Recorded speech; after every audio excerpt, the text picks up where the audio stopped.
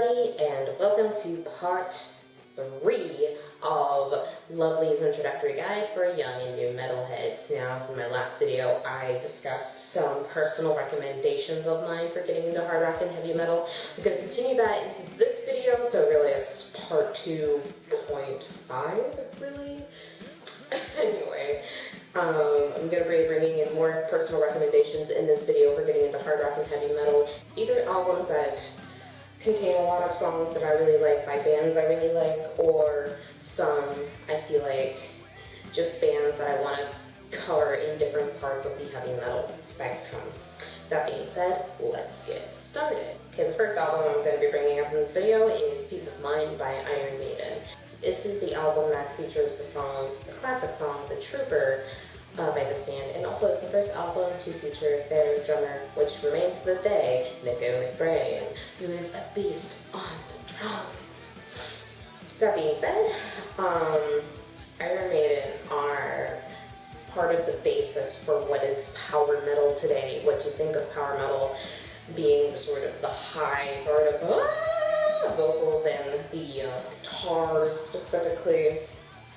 Iron Maiden has evolved in lineup and sort of in sound throughout the years, but remains truly one of the greatest bands of all time. Their influence in sort of imagery, in lyrics, and in sound is all neatly wrapped up in this album, in my opinion. So, Peace of Mind by Iron Maiden. Next is another personal favorite of mine, Elect the Dead by Serge Tankian, who, if many of you are heavy metal fans and are just kind of watching this video for fun, you'll know he is vocalist for System of a Down, a new metal band who are very politically aggressive in their music. Now, Serge's solo stuff specifically has a more tone to it, like here's System of a Down in energy, and kind of here's Serge Tankian in this album anyway, I think, because he uses a lot more piano because he's a very skilled pianist. He does have some of that aggressive energy in there, but there's more of a, it's less raw like what System of a Down sound is, and more sort of, I guess, it's more eloquent. You have songs like Empty Walls, the first single off this album, and the first song I heard by Serge Tankian's voice.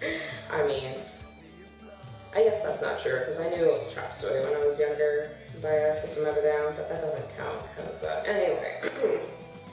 You also have Sky Is Over, very piano-heavy song, which is really good. You also have one of my favorite songs on this album is Honking Antelope, which Serge Tankian describes in an interview as having the imagery of subverting the idea of a hunter versus prey, the hunter being man and prey bird being like a deer.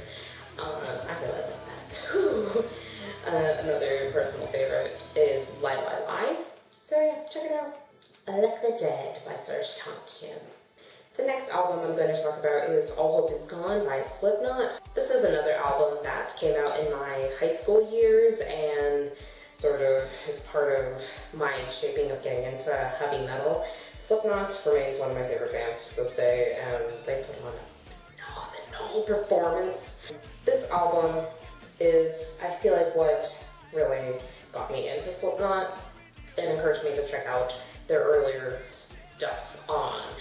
Slipknot sound has certainly evolved from that raw new metal sound that came about in the early 2000s, the turn of the millennium. This album still contains like a lot of that energy and range that would be indicative of new metal. So with that being said, some of my favorite songs off this album are Psychosocial, All Hope Is Gone, Butcher's Hook, and Gehenna. I don't know if I'm pronouncing that right. All Hope Is Gone is also the last album to feature both Paul Gray and Joey Jordison in the lineup of Slipknot. May Paul Gray rest in peace, and may Joey Jordison be successful in his own creative endeavors. The next album I'm going to recommend is, excuse my Swedish, Unbowed by Fintroll. If I did not pronounce that correctly, please let me know, because I don't know how to speak any sort of Scandinavian language except for the broken English that Squisker Squiggle says, but that doesn't count. So Niflfinn by Fintroll, we're kind of getting into a more different sound of heavy metal.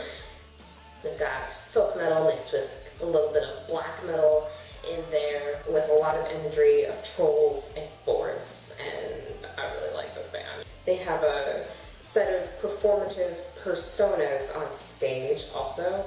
So a couple of songs off this album that are the singles off this album, and also the only ones I feel confident in pronouncing because, again, my shit's Swedish.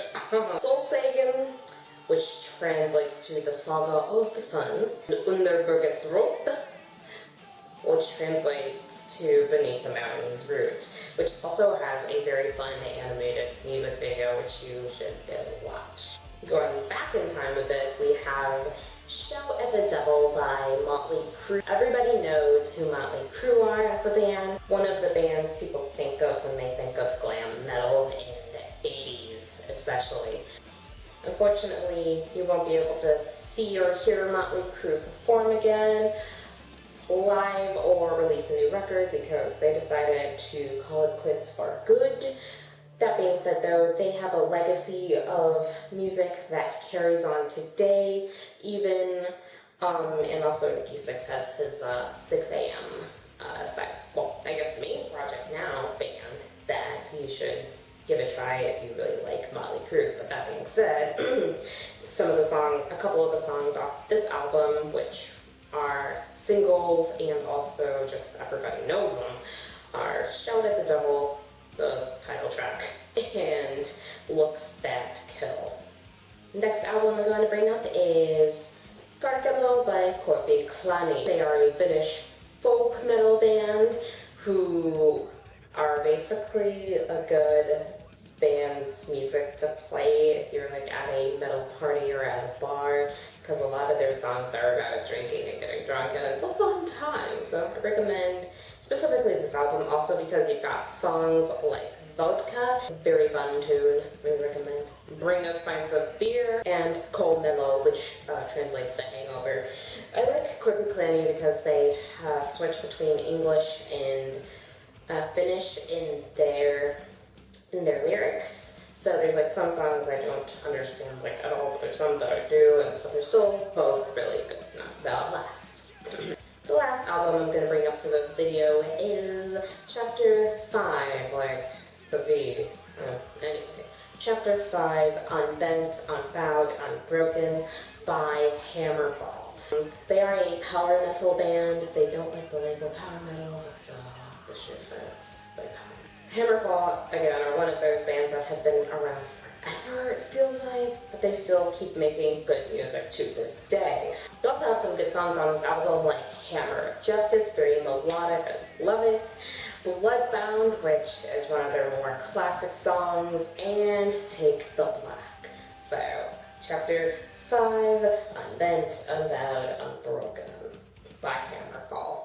That's it for my personal recommendations of heavy metal albums. If you enjoyed this video, please subscribe to my YouTube channel, somewhere down there. I don't know how to locate things quite yet in my frame. I'll figure it out eventually.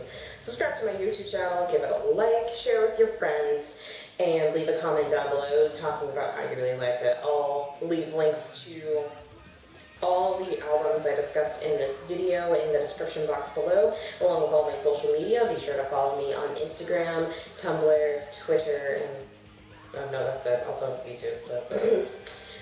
In my next video of Lovely's Introductory Guide for Young and New Metalheads, I will be discussing specifically heavy metal news sites and stuff like that for people more interested in getting into the nitty-gritty of heavy metal. Feel free to leave this as a stopping point just for getting into music and the community and stuff. You don't have to go any further than this, honestly, for getting into heavy metal. But if you want to go further, look out for my next video. Until next time, everybody, you stay brutal.